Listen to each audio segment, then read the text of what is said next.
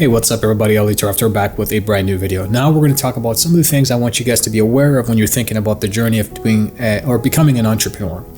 So there's a lot of risk right now in the market. And what I'm talking about is you have all these people who want to start their own businesses. You know, they want to get started. They want to get into an entrepreneurial journey, and they're just putting out all these type of reasons as to why they want to do it. But they're not really thinking about what are some of the dangers and predatory risks that underlies with taking on a new journey like this. So today my goal is to really provide you the clarity that you need in reference to basically thinking about venturing into the entrepreneurial journey, starting your own business, or some of the reasons I will give you alternatives to even starting your own business, perhaps because you're distraught and there's a lot of challenges with the whole situation of the health issues, the pandemic, the crisis globally, all these type of situations happening with police brutality. It's just so much negativity around the world. So you're probably trying to linger into something that will give you some direction to positivity. So today, we're going to focus on alternatives to entrepreneurship and what are some of the things that you can rely on, that you can comfortably do, that will help you and go through a direction where you'll be able to, use those strategies to weigh the pros and cons of jumping into something before you make that decision. So let's get you started on that.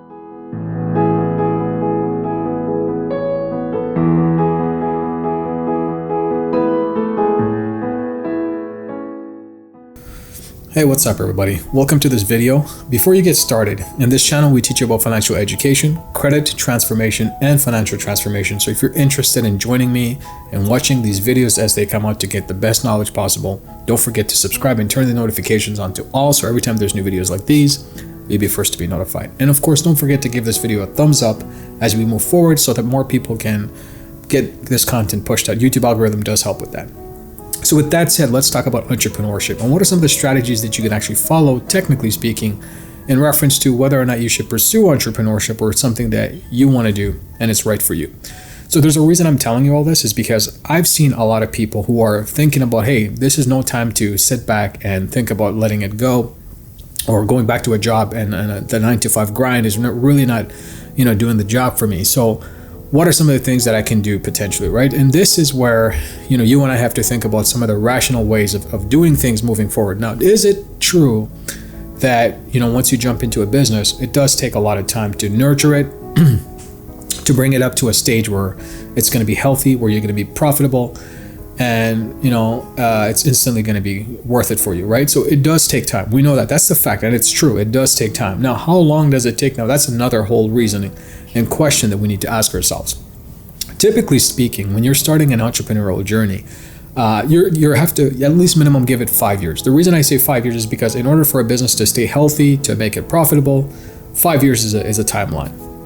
So being that 5 years is a timeline, we need to focus on thinking about alternatives, because right at this moment, you probably have some bills to pay. You have to think about taking care of your family, taking care of your expenses. You probably have debt that you have to cut down or bring it down to zero. And with all these type of situations that's happening, you have to figure out what are some of the things that you can comfortably do, which direction and route can you take to be successfully able to protect yourself from all these type of situations. Number one, if you're going to think about entrepreneurship, don't think about jumping head on into something that is potentially risky, unless otherwise you have a significant experience in it and it's something that you've done in your job and you're just coming out of it and you basically want to use this knowledge to start something of your own to benefit society, then perhaps that's a good choice. But unless otherwise you have that kind of experience and game plan and you have the context, it's going to be extremely difficult for you to actually make anything out of it. So there's a couple of reasons why entrepreneurship is not as easy as it sounds, and a lot of people will show you these advertisings and will show you this lifestyle that they're living and this Bentley that they're driving or this Lamborghini in their garage and a bunch of books behind it. This is not the way to do things, right? The reality is you have to think about your preservation first, right? You can look at those type of flamboyant structures and lifestyles and it may look attractive, but end result is it's not something that will help you settle into entrepreneurship right off the get-go. That kind of lifestyle is what you're going to be aiming for, and you're going to give up all the type of thinking and logical sequence of reverse engineering your way into success, which a lot of people fail to do right off the get-go. And a clear example of this is a lot of people want to be entrepreneurs, but they have no dedicated income goal that they want to achieve in the first year, second, or third. And the reason I say that is because a structural plan that allows you to align with vision and clarity in reference to having an exact figure will help you get to your goal a little bit more reliably with some form of accountability, right? But if you don't have that kind of accountability embedded in your goal setting or some structure as a business or an entrepreneur, which most people, by the way, who jump into entrepreneur because they're looking at all these type of videos or ads are doing so without the knowledge base that's necessary for you to have a foundation that you can basically fall on. Where when you're starting an entrepreneurial journey, you have to think about all these type of things. You have to think about what's going to hold you down. You have to think about what's going to help you, rise up. So that's one of those things. So is it a smart idea to start off with something that you're not experienced in, you don't have the connections in, and given the fact that it will take you up to 5 years to really get to the point where you need to get to, what do you do in those instances, right? So here's the alternative. And there's actually a couple of alternatives that really help you kind of move to a point where you can comfortably position yourself and make some money, but not just any amount of money. You're going to make a decent amount of money.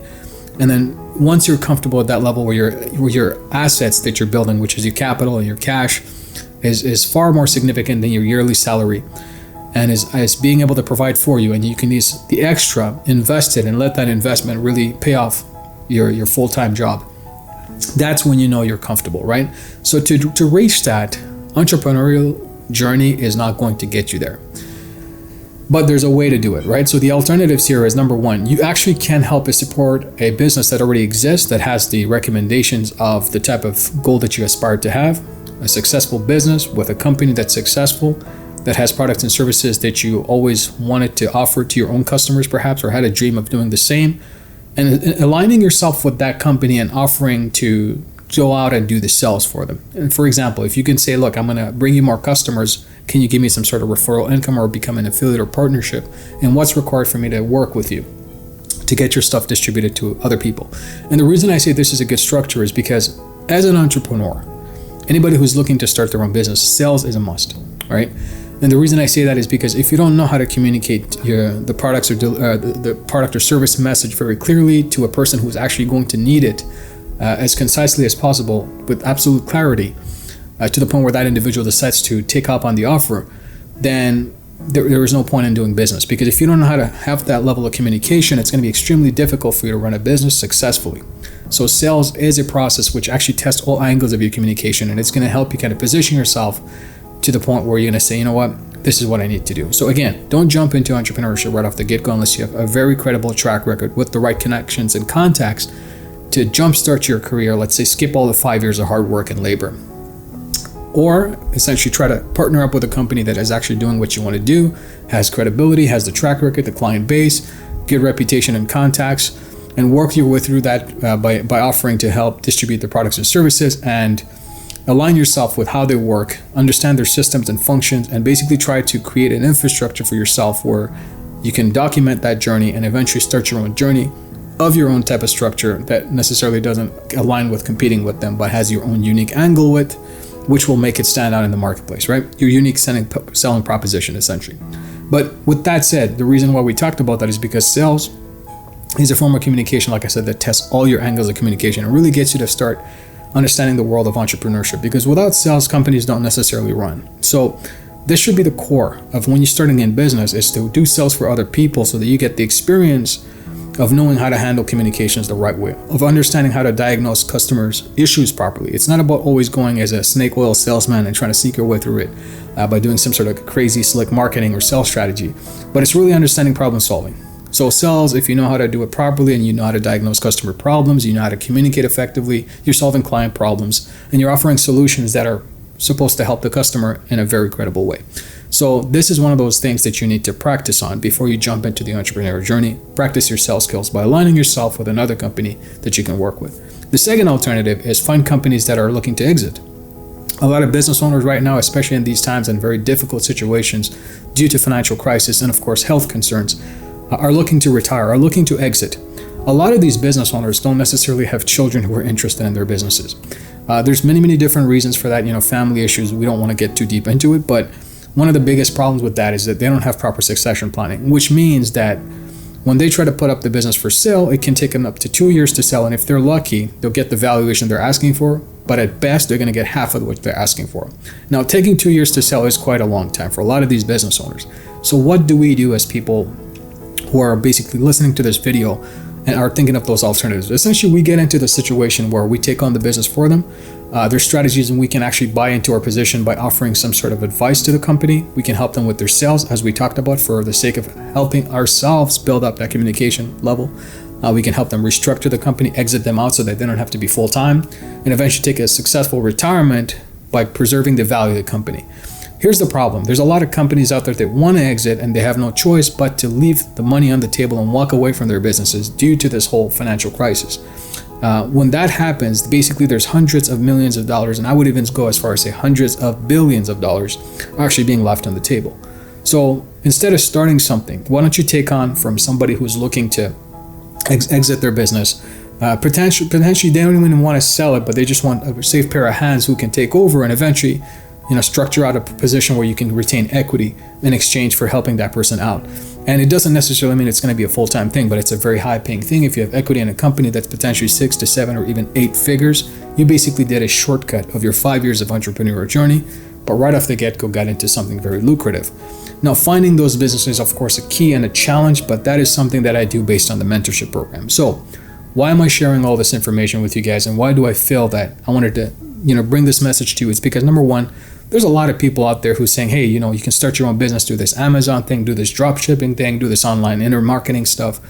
And like I told, I shared a video about the internet gurus out there, and you have to be careful with who you're listening to.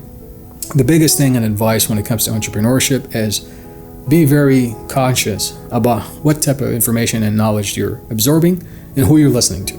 The most important thing for you is, if you're going into this, and if you're thinking, if I want to be an entrepreneur, is it something to start my own business? Then consider the advice I laid out for you in this video. Number one, start by doing sales for other successful companies. That will help you with your communication skill. Another thing is, look at owners who want to retire, who want to exit, who don't have a choice, who don't have succession planning, who there are no children, who want to be interested in the business. That's another way of actually getting into the entrepreneurial journey as a shortcut. Take over the business and try to manage it. Now, if you're concerned about how you're going to do all this type of information, you don't have that, well, that's where me and my team come in. I teach people on how to do it properly.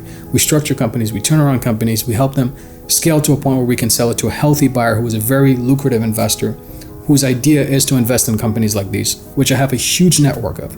So at the end of the day, there are certain things at the end of the tunnel that we can all work towards. And of course, it's a collective common goal to be able to help each other.